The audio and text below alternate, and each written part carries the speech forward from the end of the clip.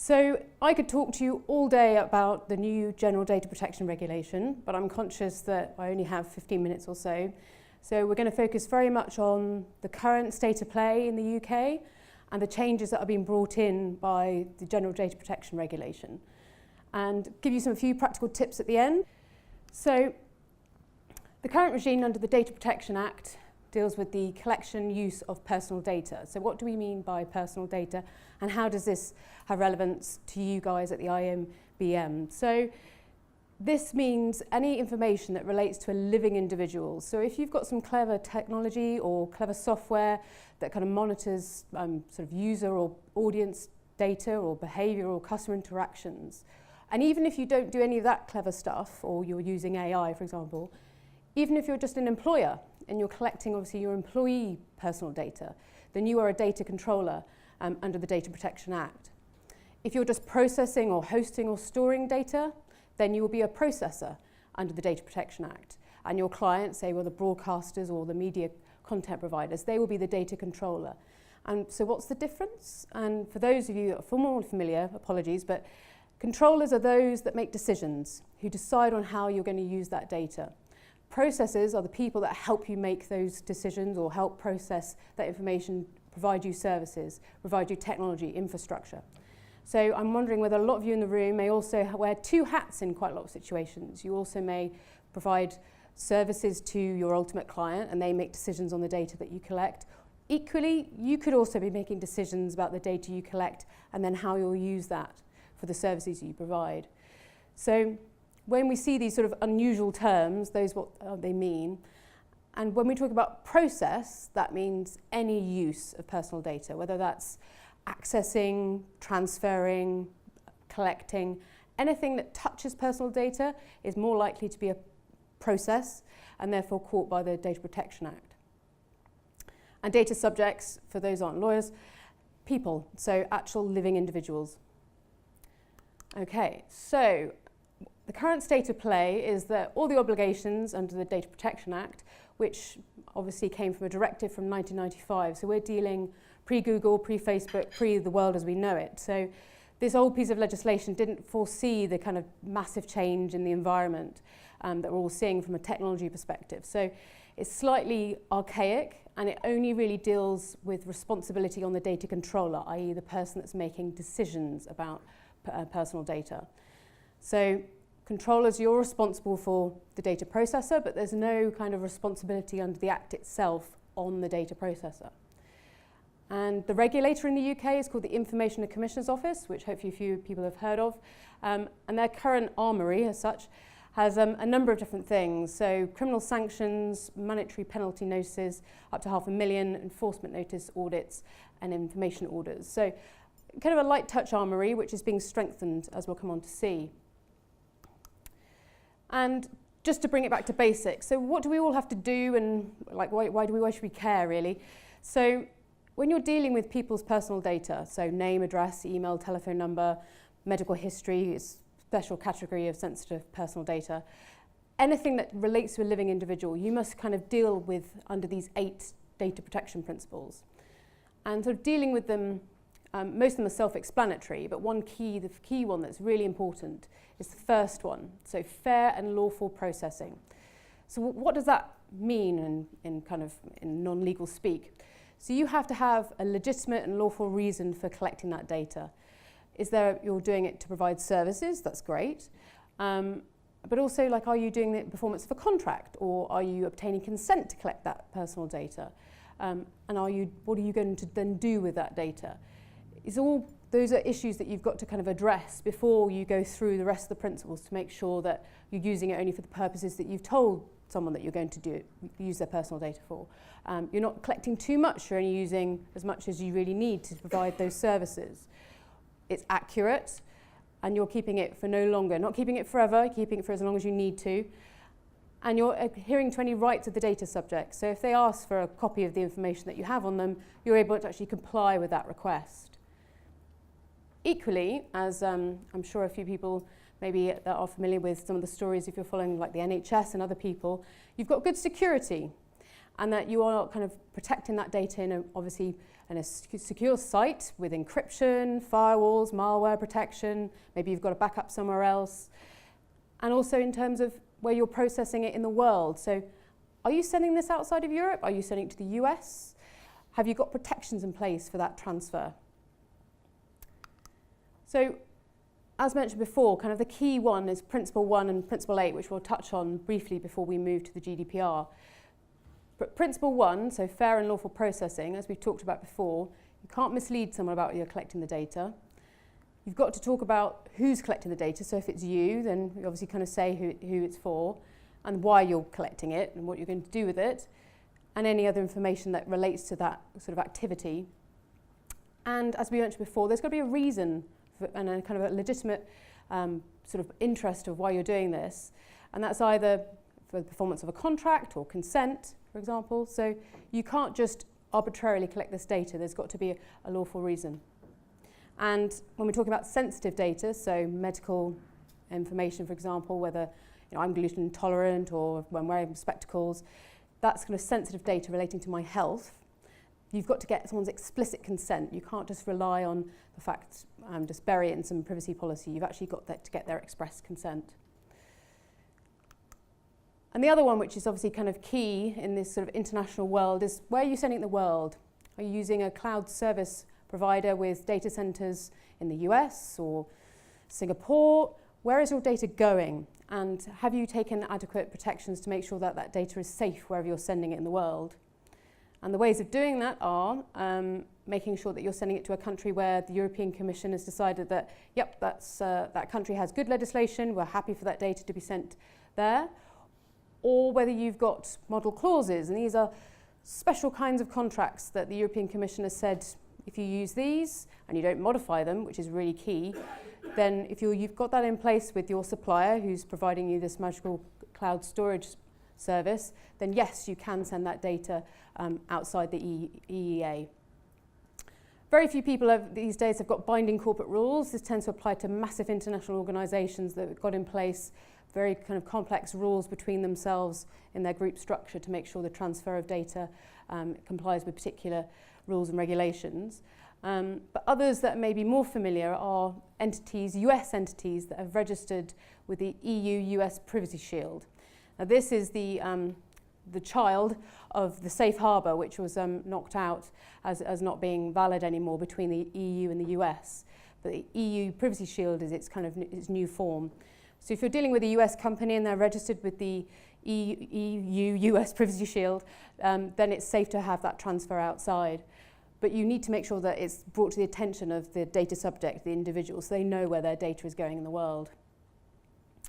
Okay, so on to the main event. Now you're kind of refreshed your minds on what you need to do under the Data Protection Act, what's changing. So this magical piece of legislation is coming into force next year. It's taken, I think it's held the record for being negotiated for the longest time across all the member states, as it's relatively controversial on some points. And it's obviously reforming the Data Protection Act in the UK. But then this happened. And everybody was just like, oh, fine, we don't need to worry about it. Well, unfortunately, that's not the case. We do have to worry about it. It will come in before we actually leave. But equally, the Information and Commissioner's Office in the UK has come out and has said this. And in the Queen's speech recently, she's made reference to the Data Protection Bill, which brings into force obviously the GDPR as it comes into the UK to make sure it's still in place after we leave. So unfortunately, the GDPR, or fortunately, depending on your perspective, is very much here to stay when it comes into force next May. So back to the drawing board, we'll all have to make sure we're up to and ready for next May. So the good news. Nothing that dramatically has changed in relation to a number of different points, which was hopefully a wild relief to a lot of you. But we'll touch on some of the 10 key changes that have changed the landscape. But obviously some of the principles, as you see, look very familiar. You need to have a fair, lawful and transparent reason for collecting people's personal data. You need to obviously, and then relying on things like performance of a contract or whether you've got someone's consent to do so. Equally, you can only use it for the purpose you've told them. You can't just do it for other reasons without telling them first and getting their consent, for example. Don't collect too much, data minimization, accuracy, make sure it's kept accurate and up to date. And if they tell you, for example, I've got married, then you update their data to make sure that you've actually kept that data up to date. Or if they change gender, then you update that exactly. And you don't keep it forever, so storage limitations, some of these are obviously familiar. And integrity and confidentiality, so making, again, the security principle to making sure everything's safe and secure. You've got relevant encryption, use pseudonymized, I just about always say that incorrectly, but pseudonymized data to make sure that where you're storing it, and if, for example, you are unfortunately subject to a breach, then that information can't be necessarily that easily attributable to a person without the kind of information that you've maybe held somewhere else. So you're keeping it sort of safe and secure to the greatest extent possible. And the sort of one on the side here is the kind of the new entrant, accountability. So what does this mean? This means you need to show that you can actually demonstrate compliance with the new General Data Protection Regulation. You've got to keep records, you've got to have policies, you've got to have procedures in place to actually show that you're compliant. You can't just rely on the fact that you kind of reviewed some of the guidance and you kind of think everything's in shape. You need to have records to show that you are compliant. And we'll come on to that, how you do that in a bit later. So, top 10 key changes, and I know these slides will be made available afterwards, so you don't need to madly write these down, but we'll kind of go through them step by step. So the first one is the extraterritorial scope. So previously the Data Protection Act only applied to data controllers established outside the UK, but using equipment in the UK. That's the kind of the extraterritorial aspect. But the GDPR is broader than that. So it applies to data controllers maybe established outside the EU, but processing EU data in relation to either goods or services, or if it's monitoring, for example, behaviour of data subjects. So think of things like clever analytics on websites, for example, is one key thing. The second one is strengthening the rights of data subjects. So previously you have asked for a copy of the data that a data controller's got about you. You can ask to be rectified. You can either object to them processing it for particular reasons or making automated decision making, so without kind of any human involvement in that decision making process. And some of these new rights, which have hit the headlines in the recent years, things like the right to be forgotten for all those celebrities that want to make sure their links are off Google, right to erasure and right to restriction of processing, and portability. So what does portability mean? So, for example, if you are deciding to leave one social media network and you want to move your data to another one, then you can ask your data to be sort of given to you in a portable manner that you can then export somewhere else. So if you're switching service provider and you've got data with one, then you can ask for a copy of it, so then you can actually switch supplier, which actually prevents some data controllers sort of trapping data subjects from using their services because they feel they can't think, oh, Lord, all my data's with them, and how do I actually move that somewhere else? So that's a key one too. And the broadening of the definition of personal data. So no longer is it just sort of name, email address, and fairly sort of basic things, but also information which relates to sort of online identifiers. So your IP address, for example, would now be seen as personal data. And it's not just the data that's been held by the data controller. It could be information that's been held by somebody else that, used in combination, you can work out who that person is. So it's actually broadening, very much looking at what the data subject is doing and actually kind of honing down to make sure that the data that relates to that person is protected. Governance. So we mentioned this earlier about accountability. So governance. So currently, all you have to do under the Data Protection Act is register with the Information and Commissioner's Office, which for most businesses you do once a year. It costs you £35. You fill in a form. It takes you 15 minutes and you're home and dry. Sadly, that's changing, and no longer is it just a very kind of quick use of the credit card and you're there. Now, under the General Data Protection Regulation, you're required to collect records of processing activities. For those that have the benefit of 250 employees plus, there's an automatic resumption that you're doing this. But to be honest, unless you're using personal data infrequently or occasionally, which I doubt probably doesn't apply to any of you in this room, all of you will need to be thinking about collecting records of your processing activities. for your employees, your customers, anybody that you touch that's a living individual and you're collecting their personal data, you will need to have a record of what you're doing with that data and how you're using it, how you're processing it.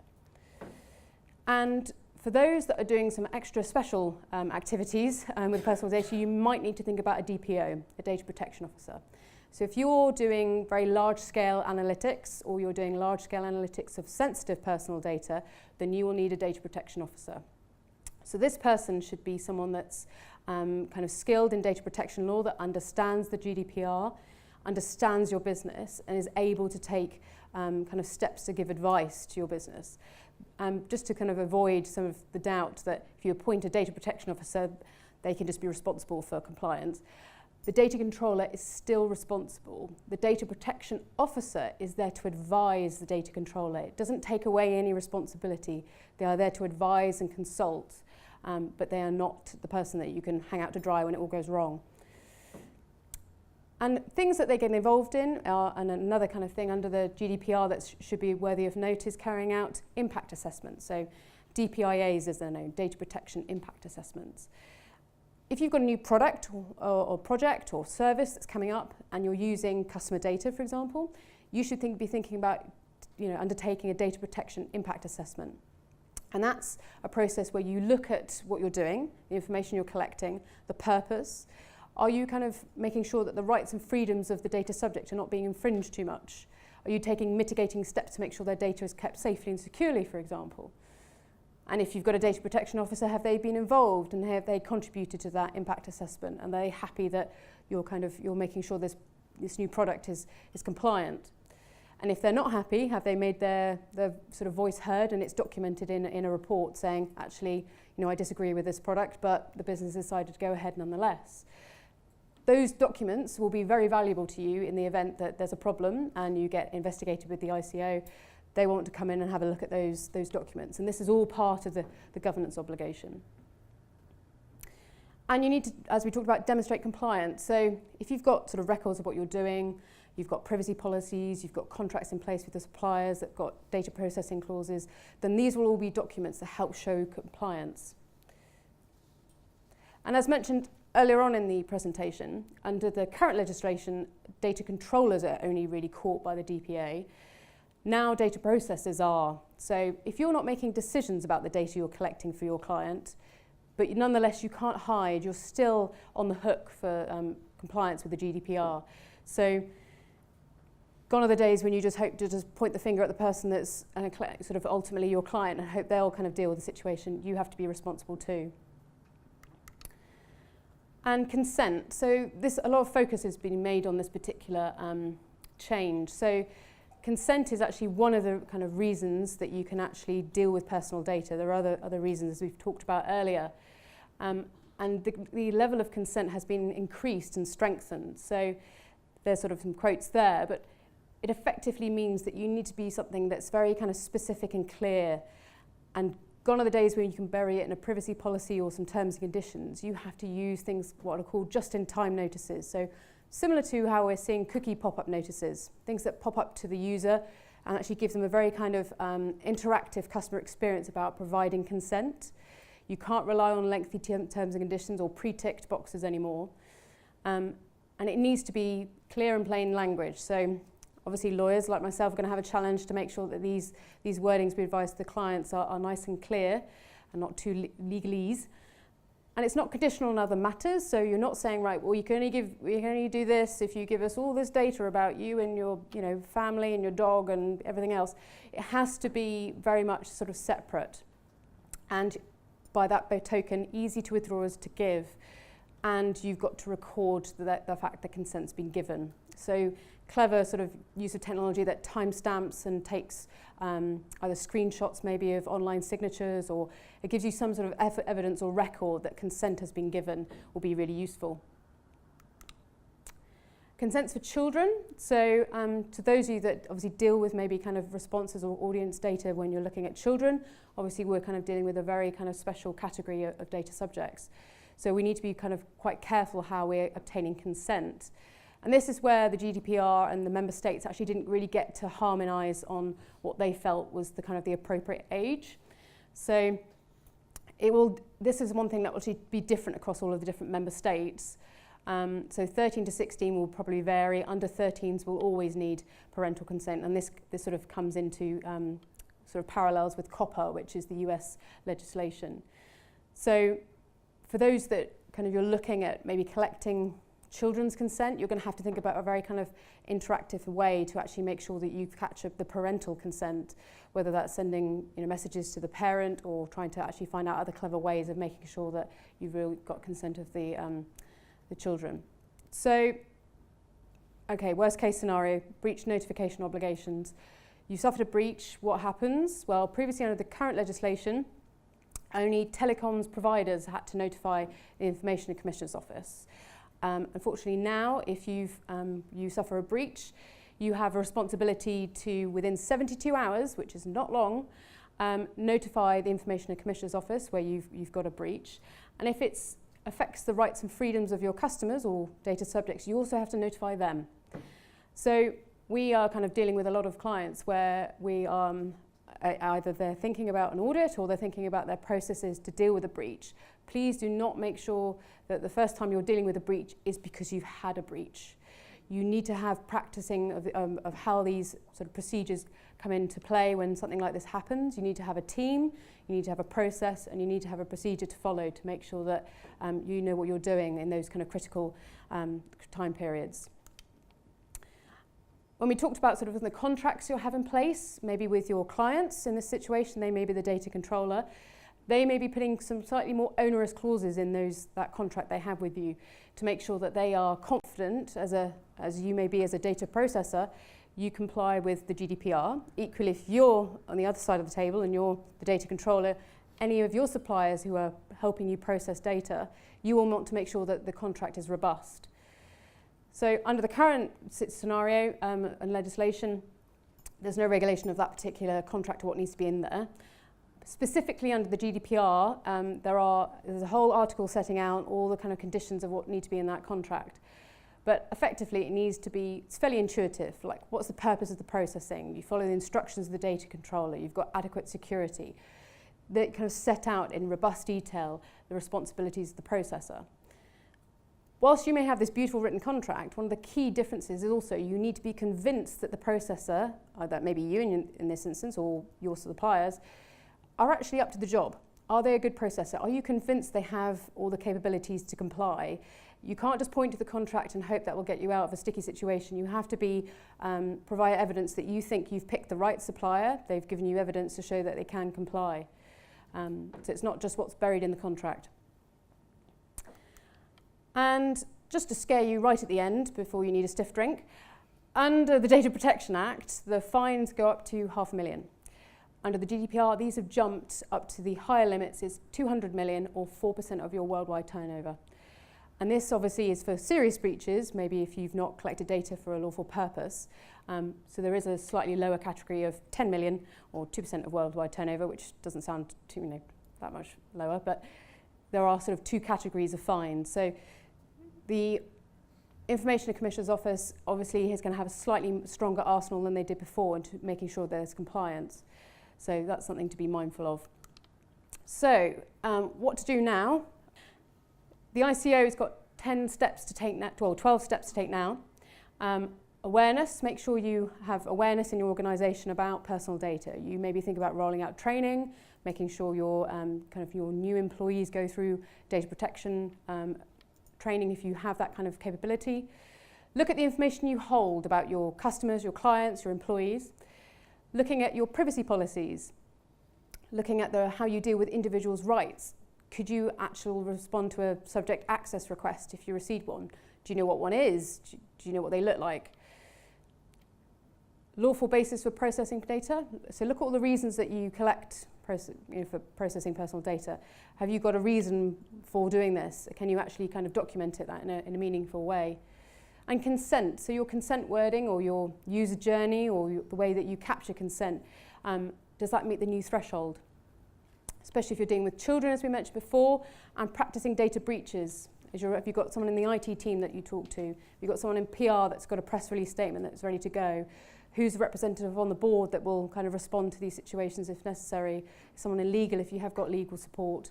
You know, who are the kind of key members or stakeholders that's your kind of core team to respond. And looking at your new products and services. So when you're thinking about your new product that you want to send to that new media content provider or broadcaster, are you thinking about privacy if this is actually something that's, you know, maybe collecting audience data? Are you thinking about privacy by design from the beginning? And equally, have you thought about a data protection officer if you need one or if you don't need one? Maybe you think one's actually really kind of could be really useful and valuable in your organisation. And lastly, international, where are your equipment and your infrastructure based? Have you using service providers in the US or elsewhere? And just a quick list of things to do now, bearing in mind we've got some time for May. We would suggest to our clients at the moment, you're kind of looking at your processing activities, making sure you've got records, looking at your agreements with your data processors, and looking at your privacy notices, looking at your consents, and obviously data breaches, importantly, don't forget that one, but also data transfers. And making sure that if you're not sure about any of this and you need an audit, then obviously that's where we can come in to help. But it may be worth kind of having a look at your current processes in place and working out where to go from there.